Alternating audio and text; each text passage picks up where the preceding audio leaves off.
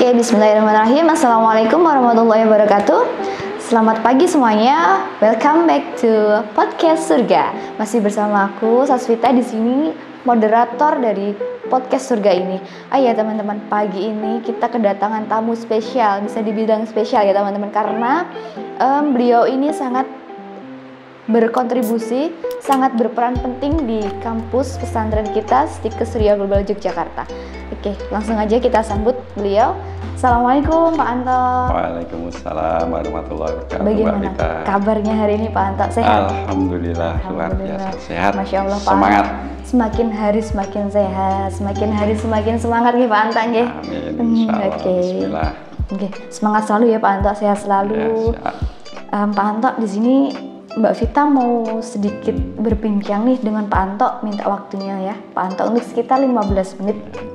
Oke, Pak Anto ini sebagai apa sih di kampus pesantren kita, Stikes Surya Global ini? Ya, saya alhamdulillah diberikan amanah dan kesempatan tentunya dari Allah SWT untuk menjadi pertama adalah pengasuh di pesantren, sekaligus saya diberikan amanah untuk menakodai sekolah kesehatannya, sehingga saya juga sebagai ketua Sekolah Tinggi Ilmu Kesehatan Yogyakarta. Oke, Pak Anto sudah berapa lama bergabung di kampus pesantren Stikes Surya Global Yogyakarta ini? Saya bergabung sebenarnya sebelum Stikes sendiri ada dan pesantren ada gitu. Jadi sejak dulu berdiri, alhamdulillah kita diberikan nikmat yang luar biasa, kesempatan untuk ikut berkiprah di dunia pendidikan dalam rangka ikut mencerdaskan kehidupan bangsa ini, yaitu di tahun 2003 ya. Masya Allah, udah berapa 2003. Lama itu Pak Anto ya? Alhamdulillah, tak terasa 20 tahun ya. 20 tahun, wow, sama seperti usia saya Pak Anto, 20 tahun. Berarti pada saat Surya Global dalam pesantren Stikes Surga ini lahir bersamaan dengan Mbak Vita. Ya. Sama usianya ya, ibarat manusia berarti ya Mbak Vita inilah usia dari pesantren Stikes Surga ini. Nah, boleh di-spill nih Pak Anto, gimana sih kok bisa Stikes Surya Global ini berdiri dan siapa sih sebenarnya yang merintis dari kampus ini sendiri itu?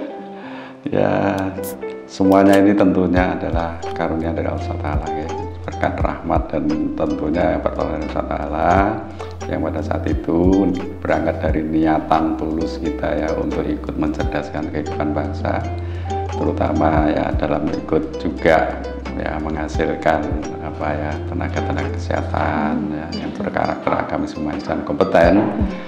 Maka ya kita rintis gitu ya di tahun 2003 ini ya, kami beberapa orang yang kemudian berinisiatif dan berusaha menginisiasi untuk bisa mewujudkan niatan kita ini.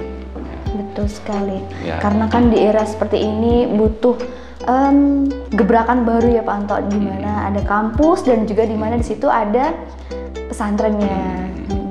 Jadi di sini itu sebenarnya sistem yang diterapkan dalam pembelajaran sehari-hari di Stikes itu sendiri, dan di Stikes itu kan ada pondoknya ya Pak Anto ya, ada pesantrennya. Itu seperti apa nih untuk sistem pembelajarannya? Ya, sistem pembelajaran tentunya yang kita jalankan di sini ya semuanya mengikuti kaidah dan aturan ya, aturan baku, dan juga ada penjaminan mutu yang terkait dengan standar pelaksanaan di dalam menjalankan majelis ilmu kita ini. Nah, kita memang di sini ada sedikit perbedaan ya, karena kita juga memiliki target bukan hanya sekedar belajar kesehatan, tetapi kita juga di sini mengemban amanah untuk betul-betul bisa juga memberikan pemahaman, memberikan ilmu, memberikan keyakinan dan juga pola pikir, sehingga orang-orang ataupun anak-anak kita yang belajar di sini ini betul-betul memiliki landasan dalam beraktivitas. Beraktivitas itu tidak hanya aktivitas fisik, tetapi juga dalam pola pikir itu memiliki landasan yang kuat terutama, dan juga keimanan yang kuat yang terkait dengan keyakinan di dalam beragama ini. Ya. Sehingga ya keduanya ini harus bisa berjalan dengan baik dan optimal semua.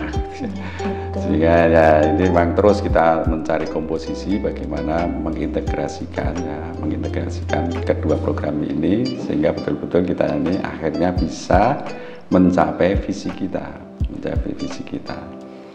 Ya ini apa? Kita itu ingin menghasilkan tenaga-tenaga kesehatan yang memiliki karakter yang pertama adalah agamis, humanis dan kompeten. Iya, Nah, betul sekali. Yang dimaksud agamis ini yang gimana? Apakah agamis itu bisa dilihat, dirasakan, Jadi yang dimaksud agamis di sini adalah, jadi mereka tenaga kesehatan yang agamis itu adalah yang jelas pertama, mereka itu harus memiliki agama, karena agama ya, orang yang beragama. Nah, itu yang pertama. Yang kedua, mereka ini harus memiliki keimanan dan ketaatan beribadah yang tinggi. Dan yang ketiga, ini yang paling penting nih Mbak Vita. Jadi tenaga kesehatan yang nantinya insya Allah akan kita hasilkan dari program pendidikan ini adalah mereka itu harus mau menjunjung tinggi nilai-nilai spiritualitas di dalam setiap aktivitas. Iya, di dalam kegiatannya ya Pak. Iya, di dalam setiap aktivitasnya. Betul. Pada saat dia menjalankan aktivitas dan berprofesi sebagai kesehatan, apapun yang mereka lakukan itu selalu menjunjung tinggi nilai-nilai spiritualitas. Kemudian yang dimaksud agamis adalah selalu memanusiakan manusia, menjunjung tinggi nilai-nilai harkat dan martabat manusia. Betul sekali Pak Anto. Dan yang terakhir, mereka harus kompeten.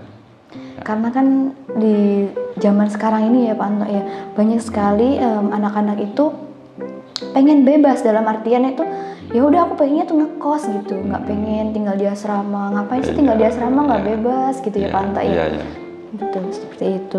Oh ya Pak Anto, caranya sendiri gimana sih meyakinkan agar anak-anak itu bisa atau mau tinggal di asrama? Seperti apa ya untuk yang paling penting adalah betul-betul pertama, bisa jadi orang yang tidak mau tinggal di pesantren itu karena belum ada pengetahuan, belum ada pemahaman, belum ada keyakinan terkait dengan pentingnya dan juga nilai-nilai yang akan dia dapat pada saat dia tinggal di pesantren. Nilainya bukan hanya nanti di akhirat gitu ya, tetapi sebenarnya apa sih sesuatu yang dia dapat pada saat dia tinggal di asrama yang terkait langsung dengan kesuksesan dia di dunia. Betul. Nah, ini yang kadang-kadang mereka belum mengetahui. Maka caranya adalah betul-betul kita pertama kali yang belum tahu kita kasih tahu, yang belum yakin kita kasih tambah keyakinan, dan diyakinkannya dengan cara apa?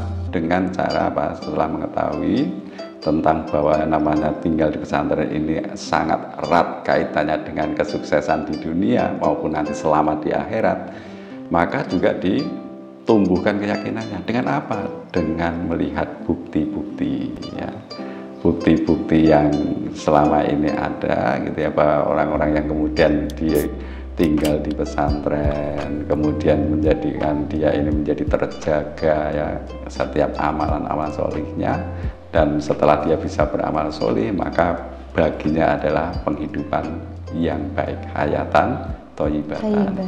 Nah inilah yang menjadikan ini sudah contohnya banyak gitu ya.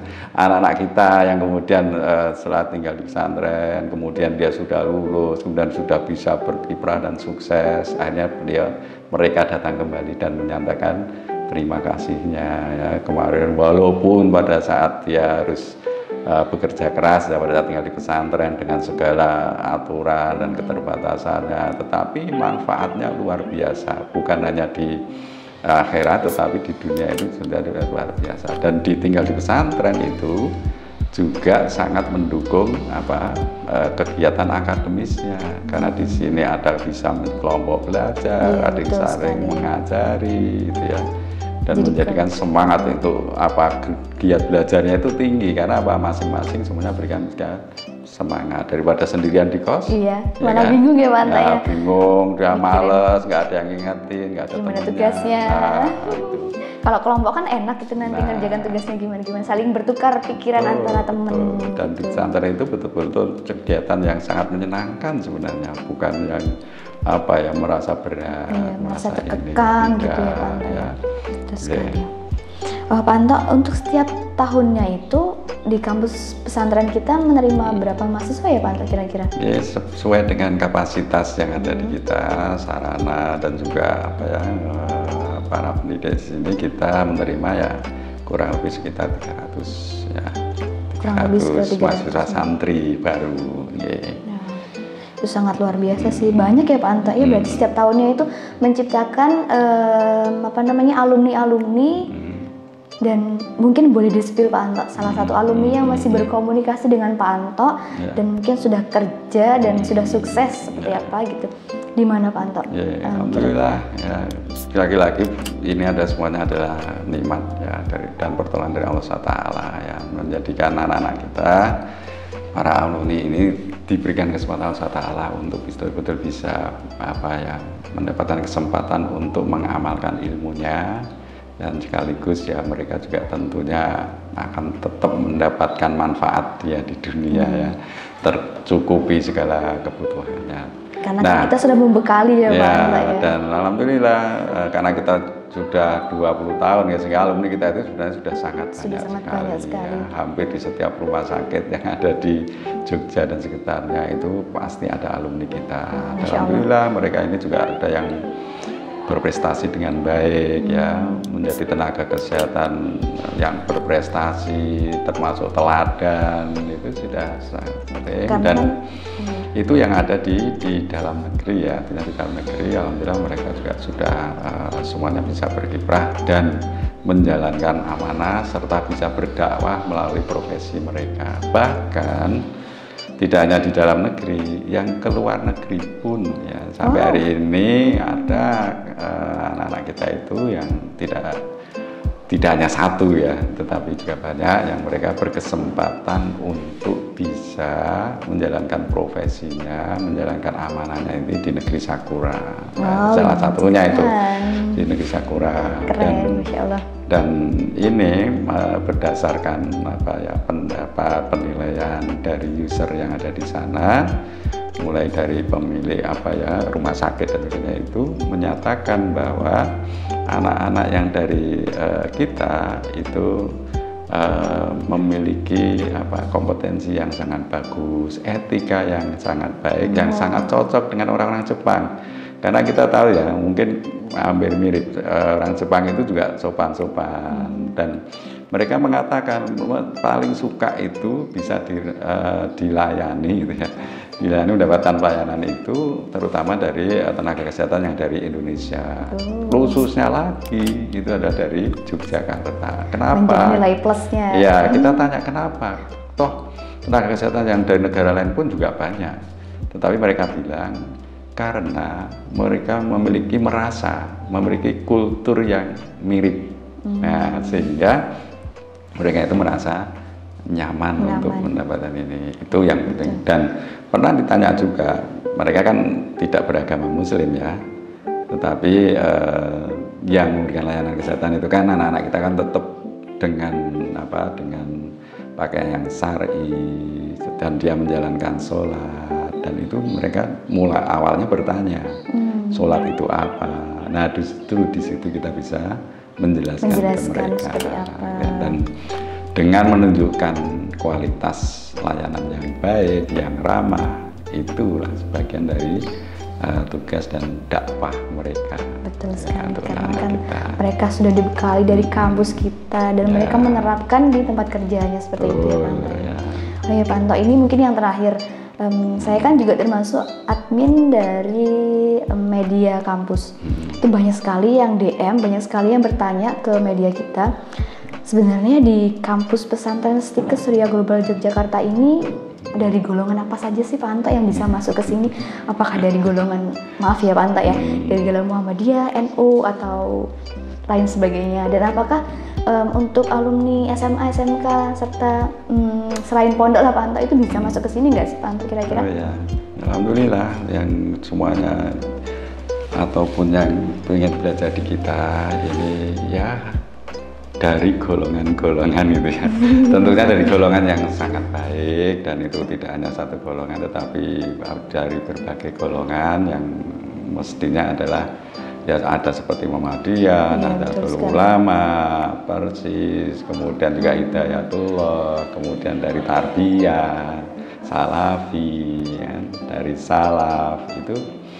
Alhamdulillah semuanya bisa ya bergabung bersama kita, dan karena memang Islam itu kan rahmatin lil alamin, dan semuanya bisa berjalan dengan baik, dan di sini mereka semuanya merasa terakomodir terkait dengan ibadah untuk amalan-amalan sebagaimana yang mereka yakini. Di sini semuanya bisa berjalan dengan harmonis ya, dengan penuh rasa sukacita, dan itu alhamdulillah bisa berjalan dengan baik. Nah, pertanyaannya, apakah bisa, apakah boleh kami yang tidak berasal dari pesantren itu kok rasanya betul. Kurang percaya diri? Iya, alhamdulillah di sini itu banyak juga yang mereka ini dari sekolah umum ya, tapi dengan semangat yang luar biasa itu justru di situ mereka itu mendapatkan nilai yang sangat bisa dirasakan di dalam perubahan hidupnya gitu ya. Nah, ini yang menjadikan semuanya bersemangat. Bahkan saya itu ada ya salah satu orang tua wali masyarakat santri itu, beliau itu seorang camat ya. Ya, seorang camat di daerah Kalimantan itu. Jauh sekali. Ya, sampai menyekolahkan keempat anaknya itu semuanya di kita. Wow. Dan mereka semua dari SMA biasa, SMA umum. Dan alhamdulillah semua sudah selesai, dan alhamdulillah semuanya sekarang sudah memiliki amanah masing-masing dan bisa berkarir dan juga berdakwah di wilayah masing-masing. Dunia kerja ya. Dunia kerja. Betul sekali. Berarti nggak harus dari pesantren ya Pak Anto ya? Tidak harus. Baik sekali. Terima kasih ya Pak Anto untuk waktunya. Semoga Pak Anto sehat-sehat selalu dan tetap semangat dalam dakwah ini ya Pak Anto ya. Insya Allah. Oke teman-teman, demikian podcast pada pagi hari ini bersama Pak Anto. Semoga bermanfaat untuk kita ya teman-teman semua. Dan jangan lupa tetap tonton podcast Surga. Jangan lupa ditunggu podcast selanjutnya teman-teman. Wassalamualaikum warahmatullahi wabarakatuh.